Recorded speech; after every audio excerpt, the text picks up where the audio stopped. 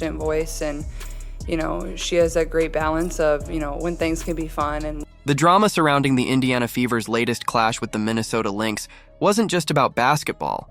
It was about survival, injustice, and a team hanging on by the thinnest of threads in the most punishing stretch of their season.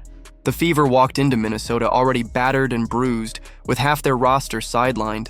Caitlin Clark, the face of the franchise and the heart of their offense, hadn't stepped on the floor in over a month due to a groin injury. Sophie Cunningham was done for the year with an MCL tear. Sydney Colson's ACL was gone. Arie MacDonald had fractured her foot. Khloe Bby's knee injury forced her out at the last moment. One by one, the Fever's depth evaporated until the team that entered the arena barely resembled the one that had started the season. And yet, instead of mercy, what they found was punishment. Not only from their opponent, but from the very officials meant to ensure fairness. Odyssey Sims, herself limping and nowhere near full health, dragged her body onto the court because there was simply no one left. Indiana had no choice but to patch its rotation with hardship signings, players like Shea Petty and Aerial Powers, who barely had time to unpack their bags before being thrust into critical minutes. Chemistry didn't exist. Preparation didn't exist. What existed was desperation, and that was the only glue holding this group together. It's almost hard to put into words how brutal this stretch has been. Imagine being told every night that another teammate is done for the season. Imagine being forced to reinvent your lineup not once, not twice, but every week because the basketball gods seem determined to tear your roster apart. And yet, the Fever have shown fight. Lexie Hull, who 2 nights earlier had been asked to play a career-high 37 minutes and delivered 23 points, comfortability thing, because in the past she plays more on the block, and then since embodied that resilience. She wasn't on the floor because the coaches wanted to give her a bigger role. She was on the floor because there was no other choice. Kelsey Mitchell, their veteran scorer, logged 35 exhausting minutes of her own. Players weren't pacing themselves. They were surviving. Head coach Stephanie White knew she was asking the impossible. Her words after the game betrayed the reality. This wasn't basketball under normal circumstances. Every possession was about instincts, about finding ways to compensate for the fact that Indiana was essentially a different team every single night. White admitted openly that the physicality her team faced wasn't something they could match with so many injuries, and yet still they fought. Still they stayed within striking distance. But then came the moment that turned frustration into fury. Lexie Hull, the same really good defense to start on us, and then when we kind of got into a flow and played a little bit more in transition, player who had already carried an impossible load, found herself battling on defense against Kayla McBride. As McBride swung through, her elbow came crashing into Hull's face. The crowd gasped. Hull went down, clutching her jaw. On any other night, in any other game, the call seemed obvious. This was clear, direct contact to the head, the kind of play that, at minimum, warrants a flagrant foul. The Fever, already hemorrhaging players to injury, could ill afford another blow like this. Everyone assumed the referees would see what the arena had seen. Everyone assumed the replay would deliver justice. But that justice never came. Instead of punishing McBride, the officials turned the whistle against Hull. The player who had taken the elbow, who lay shaken on the hardwood, was the one saddled with the foul. Fans couldn't believe it. Social media erupted with outrage. Even as the referees reviewed the play, so you got to give them a lot of credit, and the arena they play in certainly. Slowing it down frame by frame, the eventual decision stopped short of accountability. Yes, they acknowledged something had happened, but no, they wouldn't fully penalize McBride. Indiana was left with the insult of being punished for their own players' pain.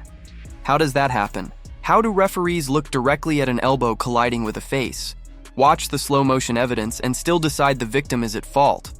To Fever fans, this wasn't just incompetence. This was bias. This was corruption. And Caitlin Clark, watching helplessly from the sidelines, couldn't hide her fury. She was as frustrated as everyone in blue and red, staring at the scoreboard and wondering how much more this team could endure before something finally broke. The game continued, but the damage was done. Indiana was forced to play against 2 opponents, the Lynx and the referees. Every drive into the paint was swallowed without a whistle.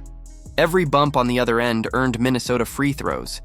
The imbalance was obvious to anyone watching, and you want to make sure that your home court is special. Stephanie White herself hinted afterward that the game wasn't called on equal terms. She didn't need to scream it. Her words were enough. The implication was clear. The Fever weren't getting a fair whistle. And still, they fought. Kelsey Mitchell put on a scoring clinic, pouring in 26 points and battling through traps designed to wear her down. Possession after possession, she carried the offensive load, trying to manufacture hope out of nothing. Without her, the Fever would have been buried early. But Mitchell's heroics, as brilliant as they were, had a limit. Basketball is a team sport, and when the rest of your roster is held together by emergency signings and injured veterans, one player's shoulders can only carry so much. Enter Shea Petty. Signed under hardship, barely familiar with her new teammates, Petty delivered 16 crucial points off the bench. In a game where Indiana needed scoring from anywhere it could find it, Petty's performance felt Daisy was good to me, but I'm way happier where I'm at now. miraculous. A player who was supposed to be a stopgap instead became a lifeline. Alongside her, Aerial Powers battled her way to buckets, refusing to let the Lynx coast to an easy win. And anchoring the defense, Aaliyah Boston absorbed every hit in the paint, fought for every rebound, and tried to set a tone of toughness even as whistles betrayed her effort. It was patchwork basketball, but it was courageous. Indiana didn't fold. They didn't quit. They forced Minnesota to earn every point. But the combination of exhaustion, injury, and officiating proved too heavy a weight. The Fever walked off the court with another loss, another bruise to their playoff hopes, and another scar from a night that should have been remembered for their fight, but instead will be remembered for the referee's failure. And so, the questions linger. Was this just another bad night for officiating, or is there a pattern forming? Indiana fans don't think As you celebrate this title. Yeah, I mean, we were waiting for everyone to get back, and then the champagne. it's coincidence. Too many times this season, physical shots against their players have gone uncalled. Too many times, the benefit of the doubt has gone to their opponents. With injuries already decimating their lineup, the last thing this team needs is referees stacking the deck against them. The frustration is magnified by what lies ahead. With only 7 games remaining, Indiana clings to the 8th seed with a 19-18 record. Their cushion is just 1 game over the Los Angeles Sparks. The schedule doesn't get easier. Seattle, Golden State, Chicago, Los Angeles, every matchup from here on out carries playoff intensity. One slip, one whistle gone wrong, one more injury, and the Fever could find themselves on the outside looking in, which is why all eyes are on Caitlin Clark.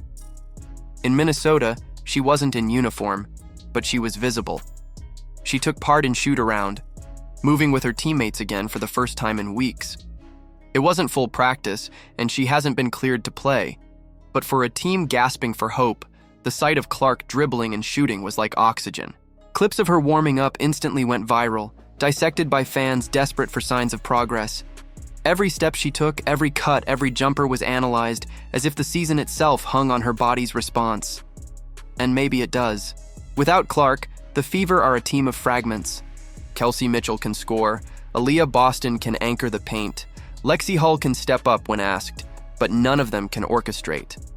None of them can bend defenses the way Clark does, opening the floor for her teammates and bringing a sense of order to the chaos. Her return would be more than just another player getting healthy. It would be the return of identity, of structure, of belief. It would transform Indiana from a team patching holes into a team with purpose again.